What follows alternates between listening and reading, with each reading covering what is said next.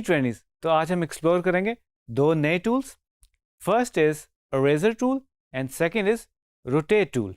तो चलते हैं कंप्यूटर स्क्रीन की तरफ।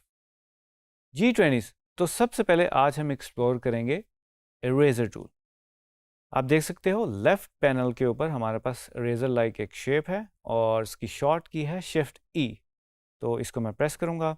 Now we have this rounded shape जो आप देख सकते हैं कि ये जो इरेज करने का जो एरिया है वो आपको बेसिकली इंडिकेट कर रहा है। अब लेफ्ट साइड की जो ब्रैकेट्स है, अगर मैं उसको प्रेस करूं तो मैं इसका साइज डिक्रीज या छोटा कर सकता हूं, और अगर मैं राइट साइड वाली प्रेस करूं तो आप देख सकते हैं इसका साइज बढ़ा।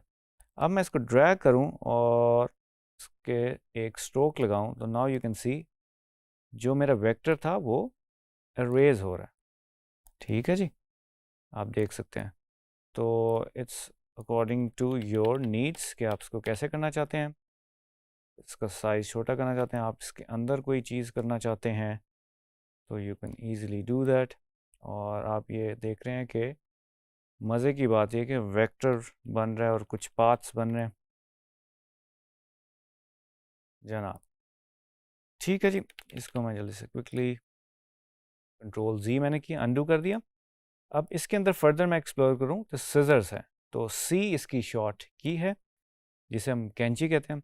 अब ये कैंची की तरह ही वर्क करेगा। तो ये जो टूल्स हैं हमारे आर्टिस्ट के जो टूल्स हैं बेसिकली उसी तरह वर्क कर रहे होते हैं, और एडोबी इलस्ट्रेटर ने भी इंटेलिजेंटली इन्हीं टूल्स को वैसे ही डिज़ाइन किया है कि वो वैसे ही परफॉर्म कर सकें। वेल, आप देख रहे हैं कि जब मैं इसको अपने पाथ पे लेके आता हूँ तो वो मुझे इंडिकेट करना शुरू कर देता हूँ। तो लेट्स से कि मैं इधर से कट करना शुरू करता हूँ और मैं इसको इस हिस्से से कट करता हूँ, then this part, now you can see उसने कट करना शुरू कर दिया जो भी मैं पॉइंट्स ऐड कर रहा हूँ।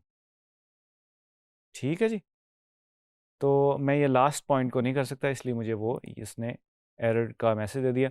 नाउ यू कैन सी ये हमारे जो सारे पीसेस हैं वो अलग-अलग हो गए।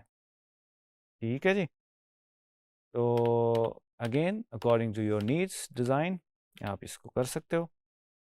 अब मैं यूज़ करूँगा जो थर्ड वन इज़ नाइफ। ठीक है, this is also works like a चाकू।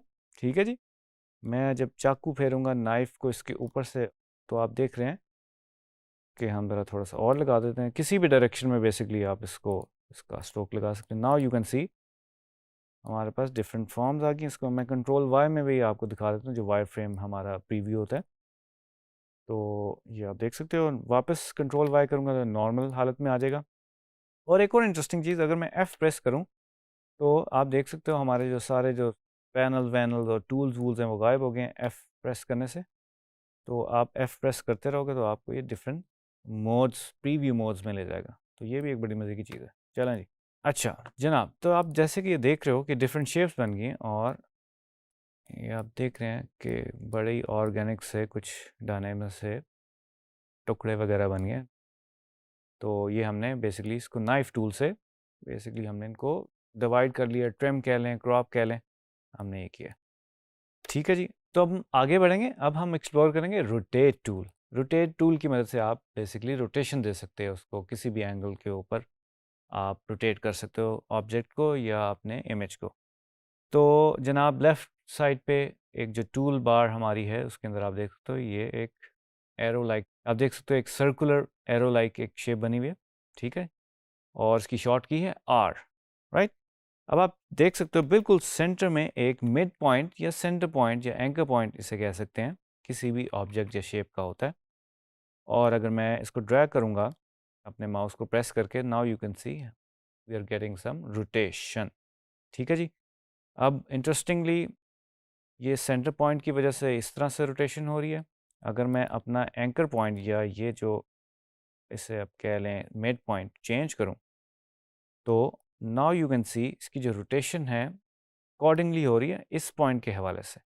ठीक है जी, तो ये एक समझ लें इस एज के थ्रू जो है वो हम इसको रोटेट करें। ठीक है जी, अब इसको जो एंकर पॉइंट चेंज करने के लिए ये जो आप बीच में एक आइकन लाइक प्लस लाइक एक शेप बनी हुई है, अगर मैं प्रेस कर देता हूँ तो I can move my anchor. ठीक है जी, एक क्लिक करूँगा, दूसरा करूँगा तो आप ये देख रहे हैं ये मूव कर गया। ठीक है जी। अब इसको दोबारा हम सेंटर में कर लेते हैं। Now we are moving to reflect tool. Reflect tool over press करेंगे तो आपको मिल जाएगा। अब मैं अपना एंकर पॉइंट चेंज करता हूँ, but before that I need to decrease the size of the spike. ठीक है जी। अब मैंने एंकर पॉइंट चेंज किया। अब मैं इधर बाहर इस साइड पे, राइट साइड पे अगर आगे क्लिक करूँ, नाउ यू कैन सी वो रिफ्लेक्ट हो गया। ठीक है, तो जनाब ये हमने रिफ्लेक्ट करके भी देख लिया। ठीक है, तो जी ट्रेनिस, तो आज हमने सबसे पहले जो टूल यूज़ किया, eraser tool, then scissors tool and then knife tool. तो मैं आपको थोड़ा सा ये भी बता दूं कि जो इरेजर टूल है वो हम इमेज पे यूज़ नहीं कर सकते, यानी कि रेस्टर पे यूज़ नहीं कर सकते।